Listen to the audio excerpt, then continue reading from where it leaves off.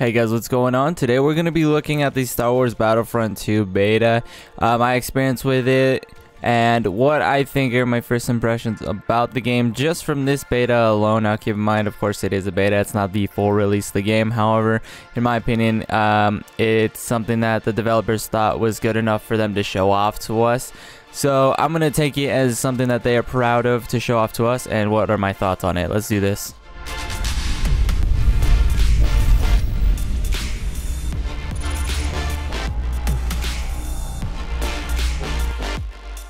So guys, of course, one of the biggest things, like one of the biggest elephants in the room, is of course that loot crate system that everybody keeps talking about. If you've seen literally any other review, you'll know what I'm talking about. Basically, the loot crate system that they're talking about makes it so that every single bit of progression is locked behind that loot crate system, other than leveling up your characters or leveling up your certain factions. However, when you level up your certain class, like let's say Assault or the Specialist, you don't gain anything from it except for loot packs, and then from there you get, of course, the random chance that loot crates obviously have to get something better for your character, and that's the only way to get anything better.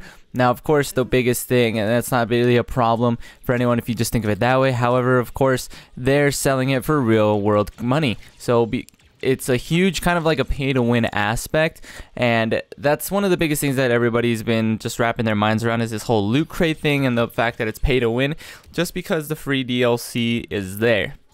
So because the free DLC is there, if you didn't know, by the way, all the DLC after launch is going to be free. So new maps, new characters, new heroes, new anything, that's all going to be free because of this loot crate system. So that's one positive that can come from it, obviously, right? But of course, they're going to be trying to milk that and trying to make it so that you know, you're incentivized. You're pretty much incentivized to buy the loot crates, buy this you know, using real world currency, because it'll give you an advantage, or even just a level playing field. Like, it won't even sometimes give you an advantage, it'll just level out the playing field.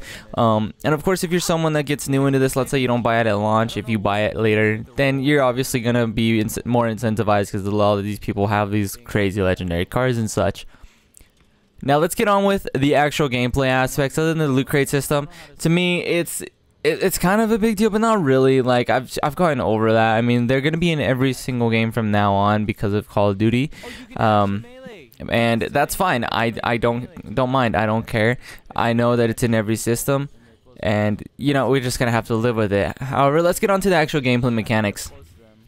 So in my opinion, the gameplay is somewhat stale, kind of like the first game, but not stale is in the fact that there's nothing to do. But I mean, in the beta, I noticed there was a huge meta already in a beta. Come on, guys, really? You can't just play around with everything and just try to have fun. So the Infiltrator class is pretty freaking nasty. What you can do is you can choose a sniper rifle that can 3-shot people, or another one that takes a little bit more shots to kill, but you can spam it at close range if you need to. And if that's not enough, you get like EMP grenades, which are amazing. They get people stuck and they have to press G if you're on PC, and that's kind of fun, really, if you think about it. It's like a grenade key and you don't normally think about it. Another thing is that they get the actual infiltration ability, which, if you guys don't know what that is, it basically gives you that overpowered pulse rifle from the first game, the 3-round burst gun. It gives you that gun, and it lets you go ahead and become invisible to the enemy radar, while your radar itself is actually enhanced. What were they thinking with that, given that on the sniper class out of all things? So basically, for snipers, it's super easy. Use the infiltration on cooldown, and on top of that, if that wasn't enough, whenever you get a kill inside the infiltration ability, it resets it, so you get to have it for the full duration again. So let's say you're about to run out, you get a kill, bam, reset it, full duration is back. It's insane, really. That just honestly annoyed me. I didn't really like that fact. I used it, I did, because I didn't know about it, and when I used it, I was like, yeah, this is absolutely broken. I'm pretty sure I have a clip of it somewhere here that you guys are gonna see. It's absolutely insane, because that gun is really, really, really good. Okay, it's honestly amazing. Next thing, the officer class doesn't get used as much. Their weapons aren't that great, and their abilities, again, not that great. They are more of a support role, obviously, so in competitive. If this game even tries to do competitive, which in my opinion it should not even try to do competitive or anything like that, but if it does, it's going to be obviously a role that's needed because it can jam grenades, it can destroy turrets super easily. So but it's more of a support role. You can't really do too much with him. You can't even heal people. You can just give them a buff of health, but you can't heal them. So that's really weird in my opinion. Next thing is the heavy. This is the other class that's really overpowered right now. He just takes tons and tons of damage, can do tons of damage back, and he has a shield and he's a sentry gun as well. So, and I'm pretty sure if you get legendary star cards, it's insane. So other than that, let's go on with my favorite class, which was the assault, which in my opinion is probably the second weakest class. Of course, SeeFour is the weakest because his guns kind of suck and his abilities still aren't that great. So assaults, what do they get? They get a blaster, normal blaster, you know, super awesome, super cool. It takes like 6 shots to kill someone if you don't get any headshots, or even with 1 headshot. It takes a long time to kill someone. Pretty decent range. The spread just, in my opinion, just goes too far too fast. If they tone it down just the tiniest bit and spread, it would be a little bit better in my opinion. However, they don't, so whatever, I guess you're gonna have to live with that, right? And then the secondary one that they get is the submachine gun. Well, in the beta anyway, I know there's probably gonna be more, but the submachine gun in my opinion is pretty awesome for rushing, especially if you're on the droid side. You can go in there, stop the guys from getting the things, stop the guys from getting the ion disruptors, and you know, do pretty decent damage. I'm pretty sure I have a clip in there somewhere you already saw. Pretty awesome gun in my opinion. However, of course at range it sucks and the spread just instantly spreads. So I guess it's balanced that way. Pretty good. However, it's weird though because then they give you the SMG and you get the shotgun. So the shotgun is your, I believe, your E ability. And it's pretty nasty, guys. It's pretty nasty. It can pretty much do some crazy work. It can one-shot people at close range, normals, and like super battle droids and things like that. It can like one-shot or two-shot them depending on their health. Heroes, I think I actually got a clip of me one-shotting Jedi that was pretty low, or it might have been Han Solo or something. But yeah, overall that shotgun's pretty nasty. You get a thermal dent, you get a grenade, normal grenade. Pretty awesome in my opinion that they just get normal grenades. And the last one, you can actually give yourself, if you have a star card for it, you can give yourself health regeneration, which in my opinion is super great and helps you out there. The other ability, I forgot what it was, but oh, it's like a tracer dart. You throw it, you hit it in one direction and it kind of does like a pulsating thing and it reveals people. Not that great. Alright, and last and not least, I wanted to talk about one more thing, and that is just like the lore and accuracy of the game. It's really just like the beta one what we played. I mean, Darth Maul in Naboo makes sense. Boba Fett in Naboo makes 0 sense. Han Solo makes 0 sense. Rey makes 0 sense.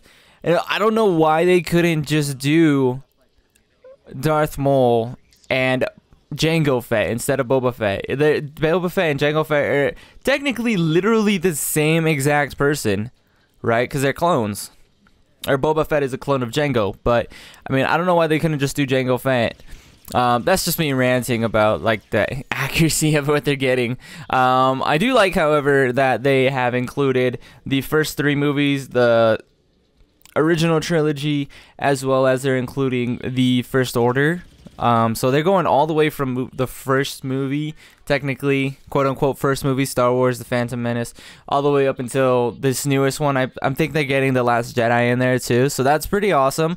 I like that, really. As like a Star Wars fan, I own all 7 movies on Blu-ray, so I am a Star Wars fan in that regards. But I mean, really, just like that small detail just kind of annoyed me a little bit the entire time while I was playing it. Not to say I didn't play as Boba Fett. He was my absolute favorite character to play. Boba Fett was. I played Darth Maul and everything, but just Boba Fett is just 100% my favorite character in the game. Other than that, nerd alert, it's the game overall. I don't think it deserves a pre-order. You know, everyone that pre-ordered, I think, should have not pre-ordered. Honestly, if you like that game, sure, go for it, pre-order it, but don't like pre-order it, in my opinion. If you really like the beta, go ahead and wait and buy it, but don't pre-order it, because pre-ordering incentivizes them to not put more content in because they already have those sales, right? Just, yeah, get that in there. Last but not least, I just want to say one more thing. So, in my opinion, the game is a really casual game, right? I don't know why, but I cannot take that game seriously. Like, sure, sometimes it can be intense and it can be serious, but there's no way in the absolute 9 rings of hell that I can take that game like as a competitive game. That's the easiest way to put it. And the fact that they have third person and first person, and I don't know if you guys know this, but this is why I really don't play PUBG even when they came out with the first person perspective servers. That having both of those in one game in one server is kind of just fundamentally broken, because the first person one is supposed to allow you to immerse yourself. I played the beta mostly in first person, okay, because I wanted to immerse myself. I wanted to feel like I'm part of the actual galactic battle going on, you know. And because of that, I feel like just third person, people just sweat in third person in like a super casual game, and it just doesn't make sense to me. And I really don't feel like you should be sweating in this game. Like, sure, try hard, but don't be sweating in third person, you know? Don't be, like, abusing third person camera perspective in a super casual game like this. I don't know. That's just my last thought that I wanted to throw out there. I feel like it's a super casual game. It cannot be competitive, in my opinion. There's no way in hell this can be competitive. It's nowhere near balanced enough. And just, yeah. That blows my mind. If they're able to make it so that you get locked in first person for some and then third person for others, that's totally fine for me. But I mean, if you're allowing both at the same time, then what's the point of first person? Everyone's gonna choose third person because there's a huge advantage. Other than that, guys, that's gonna be it for it. For me, you guys heard my final verdict. Yeah, I'm personally not gonna get this game just because I don't feel like it's worth it. I'm gonna be playing other games in the meantime instead. But if you did like the video, go ahead and leave a like on today's video. It really helps out the channel a lot. Go ahead and subscribe for more content, and I'll see you guys in the next video. See ya.